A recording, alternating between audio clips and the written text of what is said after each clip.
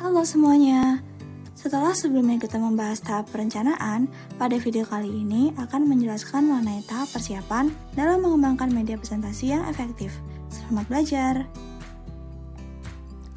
Tujuan pembelajaran dari video ini yaitu 1. Mahasiswa mampu menjelaskan proses desain dalam presentasi. 2. Mahasiswa mampu menjelaskan proses produksi dalam presentasi. Dan 3. Mahasiswa mampu menjelaskan proses latihan dalam presentasi. Pokok bahasannya diantaranya adalah 1. Desain dalam presentasi. 2. Produksi dalam presentasi. Dan 3. Latihan dalam presentasi. Tahap kedua dalam membuat presentasi yang efektif adalah persiapan. Persiapan ini mencakup beberapa hal penting, seperti merancang komponen audio dan visual yang akan digunakan, membuat materi audiovisual yang diperlukan, dan melakukan latihan untuk memastikan presentasi berjalan dengan lancar. Desain. Desain yang baik adalah kunci utama dalam membuat presentasi yang efektif. Desain mencakup berbagai aspek, mulai dari pemilihan dan penyusunan konten, pembuatan materi pendukung, dan penyampaiannya kepada audiens. Desain dalam presentasi dapat dibagi menjadi 4 kategori. Yang pertama, desain umum. Desain ini mencakup struktur keseluruhan presentasi, termasuk bagaimana informasi disusun agar alurnya jelas dan mudah diikuti. Yang kedua, desain instruksional. Bagaimana materi diatur agar lebih mudah dipahami oleh audiens. Informasi harus disajikan secara sistematis dan tidak membingungkan. Yang ketiga, desain verbal atau visual. Menggabungkan teks dan elemen visual seperti gambar, grafik, video agar pesan tersampaikan dengan lebih menarik dan mudah dipahami. Dan yang keempat, faktor desain untuk media tertentu. Desain harus disesuaikan dengan media yang digunakan. Jika menggunakan slide, pastikan teksnya tidak terlalu banyak dan mudah untuk dibaca. Jika menggunakan video, pastikan kualitas gambar dan suara jelas. 1. Desain umum. Faktor desain umum mencakup daya tarik struktural dan daya tarik personal. A. Daya tarik struktural mencakup beberapa hal penting, yaitu susun informasi secara logis agar mudah dipahami oleh audiens, lalu bagi informasi yang kompleks menjadi bagian-bagian kecil dan sampaikan informasi penting di awal serta ulangi di akhir presentasi. Gunakan pengantar dan ringkasan serta berikan gambaran umum sebelum menjelaskan detailnya. Gunakan isyarat verbal dan visual untuk menekankan elemen-elemen kunci dalam presentasi. Dan yang terakhir, sesuaikan kecepatan penyampaian dengan materi, audiens, dan respon yang diharapkan. B. Daya tarik personal mencakup beberapa hal penting, yaitu di awal presentasi, sampaikan tujuan presentasi secara jelas. Lalu, gunakan contoh yang akrab atau relevan bagi audiens. Gunakan sudut pandang audiens. Selanjutnya, pertimbangkan kapasitas pemahaman audiens. Jangan menggunakan bahasa yang terlalu sulit atau berbicara terlalu cepat. Dan yang terakhir, libatkan audiens dengan mengajukan pertanyaan dan meminta mereka untuk berbagi pengalaman. Yang kedua, desain instruksional.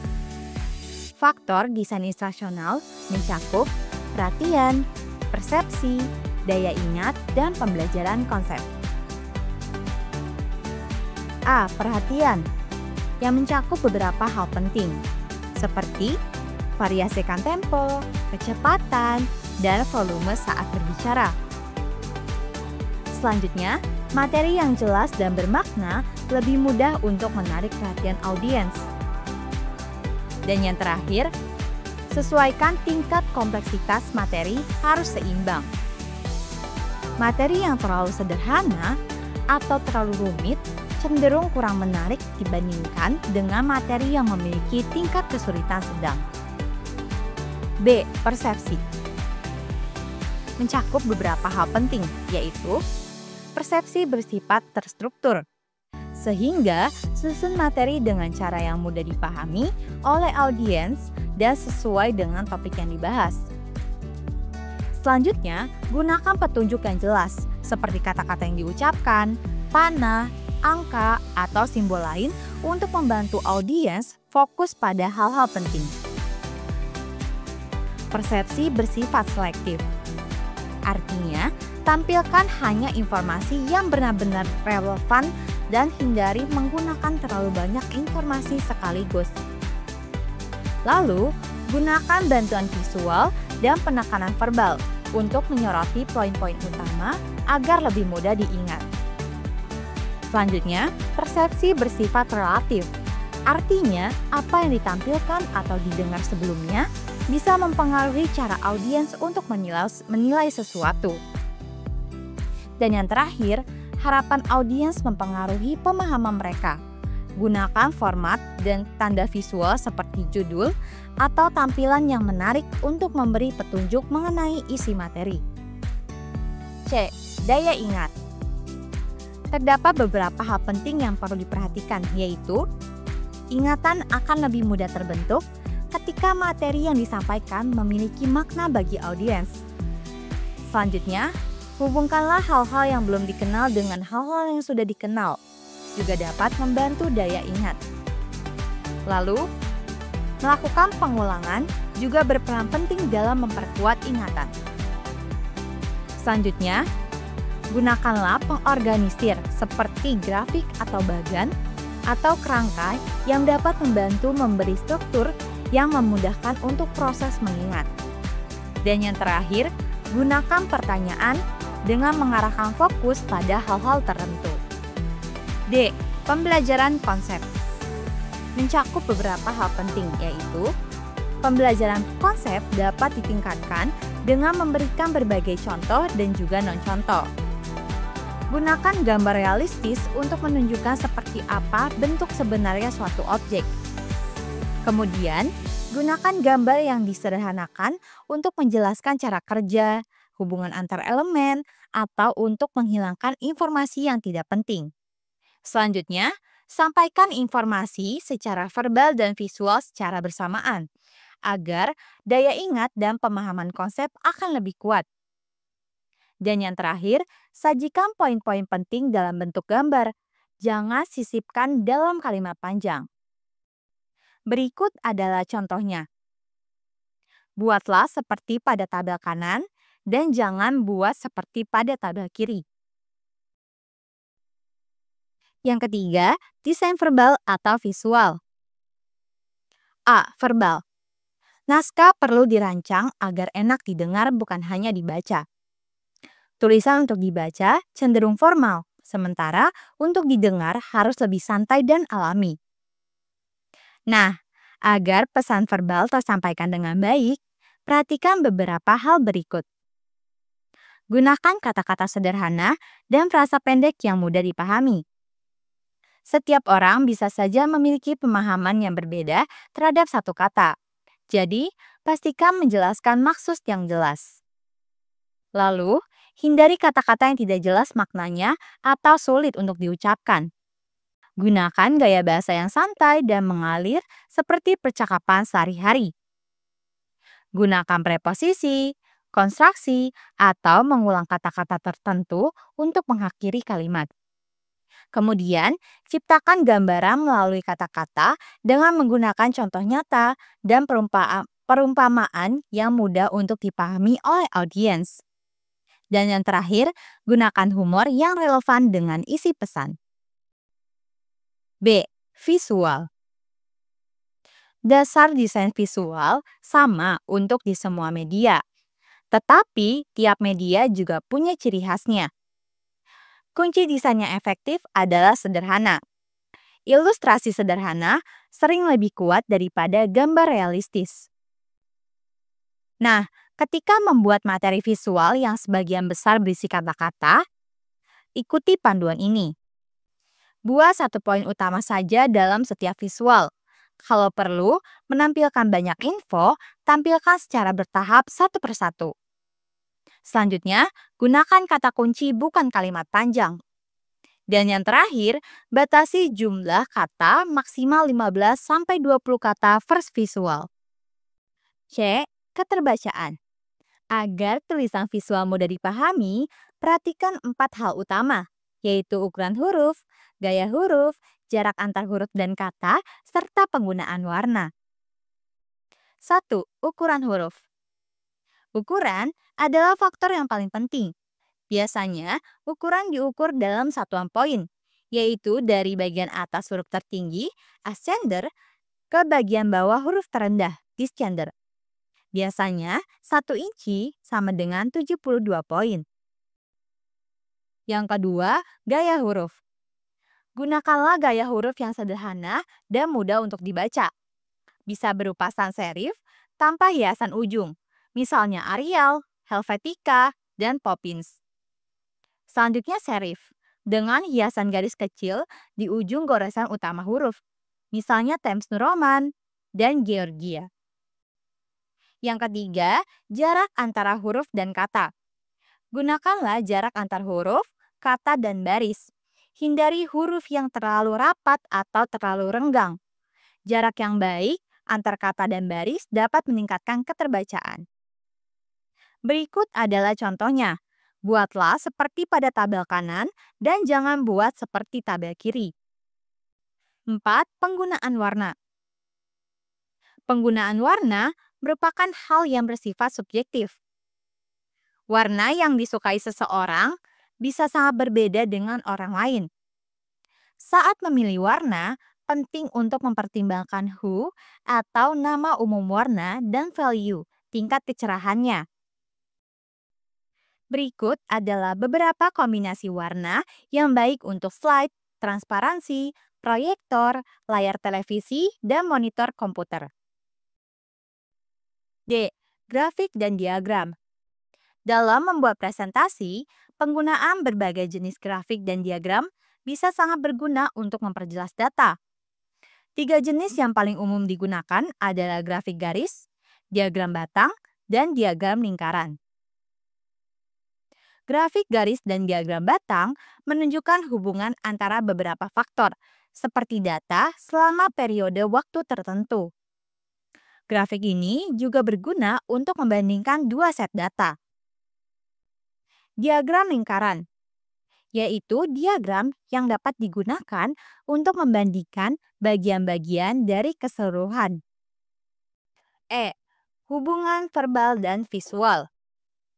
Dalam presentasi yang menggabungkan kata dan gambar, penting memastikan keduanya saling mendukung. Verbal dan visual harus bekerja sama untuk memperjelas pesan. Tapi, hal ini tidak selalu mudah dilakukan. Saat menonton berita malam di televisi, seringkali gambar yang ditampilkan tidak ada hubungannya dengan yang sedang dibicarakan. Jadi, pilih gambar atau visual yang benar-benar mewakili pesan, dan tambahkan kata-kata hanya jika bisa membantu orang lebih mudah untuk mengerti. Selanjutnya ada spesifik media design. Yang pertama ada papan tulis atau flipchart. Saat menggunakan papan tulis atau flipchart, hal yang paling penting adalah kejelasan tulisan seperti huruf, angka, dan juga simbol. Karena itu, keterbacaan atau legibility harus menjadi prioritas utama. Contohnya seperti hindari tulisan sambung atau kursiv karena sulit untuk dibaca dari kejauhan. Yang kedua ada slide atau overhead transparansi. Untuk membuat slide atau transparansi yang efektif dalam pembelajaran, ada beberapa panduan sederhana yang perlu diperhatikan, seperti atur elemen gambar dengan rapi, dengan menggunakan aturan sepertiga atau rule of thirds, yaitu membagi area gambar menjadi 3 bagian secara vertikal dan horizontal. Lalu letakkan elemen penting di titik perpotongan garis-garis tersebut. Hindari juga meletakkan elemen terlalu dekat dengan pinggir slide. Lalu pastikan juga ukuran huruf cukup besar dan mudah dibaca dari kejauhan. Untuk slide bisa menggunakan ukuran karya biasanya seperti 6x9 inci. Gunakan huruf setidaknya 1/4 inci atau 18 poin untuk huruf kapital. Lalu untuk overhead transparansi bisa menggunakan ukuran huruf kapital juga minimal 1/4 inci atau 18 poin. Yang ketiga adalah video. Prinsip dasar mendesain video serupa dengan panduan dalam pembuatan slide. Namun, karena video melibatkan gerakan atau motion dan urutan tampilan atau sequencing, maka kedua elemen ini harus diperhatikan juga. Jika menggunakan kamera presentasi atau dokumen kamera untuk merekam atau menampilkan bahan, berikut hal-hal penting yang perlu diperhatikan. Yang pertama, gunakan bahan 3D yang relatif datar, karena kamera presentasi memiliki keterbatasan dalam menangkap kedalaman atau depth of field. Lalu pastikan juga ukuran bahan cukup kecil agar mudah digerakkan dan diposisikan di bawah kamera. Selanjutnya, perbesar atau zoom in bagian penting dari bahan agar tampak jelas dan mudah dilihat oleh audiens. Lalu yang terakhir, gunakan pointer atau petunjuk untuk membantu audiens fokus pada bagian-bagian penting dari bahan yang ditampilkan. Keempat, ada computer-based media. Presentasi berbasis komputer biasanya ditampilkan melalui layar LCD, proyektor video, layar besar, atau kios. Media ini bisa dibuat menggunakan program sederhana seperti pengolah kata atau program multimedia kompleks yang menggabungkan video, audio, animasi, grafis, teks, dan bahkan interaktivitas pengguna. Selain prinsip umum dalam desain media visual, ada beberapa panduan khusus untuk media berbasis komputer yang terbagi dalam 7 kategori. 1. Desain tampilan layar atau screen design. 2. Penempatan informasi di layar. 3. Teks. 4. Grafik. 5. Skema warna. 6. Menu. Dan 7. Jendela atau windows. Yang kelima ada handout. Handout atau bahan cetak dapat meningkatkan efektivitas presentasi kamu dengan memberikan ringkasan poin-poin penting kepada audiens. Kata kuncinya adalah ringkasan, bukan salinan lengkap dari isi presentasi. Biasanya, handout cukup berisi poin-poin utama saja. Jika terlalu panjang dan detail, kemungkinan besar tidak akan dibaca. Agar handout kamu mudah dibaca dan menarik, perlu diperhatikan hal-hal berikut. Yang pertama, fokus pada informasi penting, lalu singkirkan yang tidak perlu. 2. Sertakan visual penting dari presentasi bila perlu. 3. Gunakan kertas berwarna secukupnya, hindari warna yang terlalu terang. 4. Gunakan font sederhana, minimal ukuran 12 poin, lalu hindari lebih kecil dari 10 poin. Sekian penjelasan dari tahap persiapan. Terima kasih dan sampai jumpa pada video selanjutnya.